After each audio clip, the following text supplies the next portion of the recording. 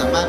บันทึกภาพความทรงจำนะครับแล้วส่งผ่านทางอินเทอร์เน็ตได้ก็ได้ใช่คุณสามารถแอดลงเลยนะ Facebook Instagram นะครับ นะ ให้ผ่าน หรือว่า Twitter ใช่เป็นคลิปก็ได้นะคะว่าวันนี้ฉันได้มาเที่ยวดอยวาวี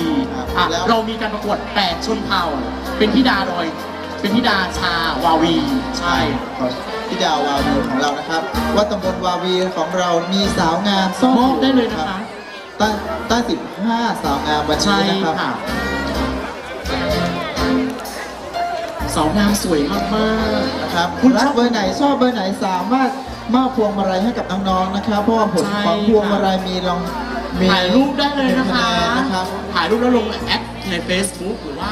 IG โซเชียลมีเดียต่างๆใช่ค่ะ Instagram โซเชียลแคมนะครับพิธีกร2ท่านก็สามารถถ่ายรูปได้นะคะสาวสวยหนุ่มหล่อของเรานี่คุณฉันเห็นแล้วเอาแบงค์มาแล้วคุณแบงค์100 2-3ใบเลยคุณติดแบงค์อีกต่างหากพวงมาลัยขายทางนี้นะคะตรงที่มีไฟส้มๆข้างนี้นะคะเดี๋ยวขอพี่สตาฟด้วยเนาะมาเก็บพวงมาลัยด้วยค่ะพี่สตาฟเก็บพวงมาลัยเขาจะมาขายต่อมันก็จะหมดโอเคค่ะ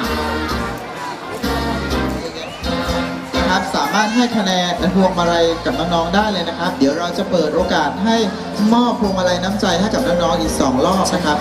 รอบนี้เป็นรอบที่1นะครับใช่ค่ะพวงมาลัยแต่ละพวงนะครับเป็นคะแนนทั้งนั้นเลยนะคุณเป็นคะแนนขวัญใจมหาชนนะคะ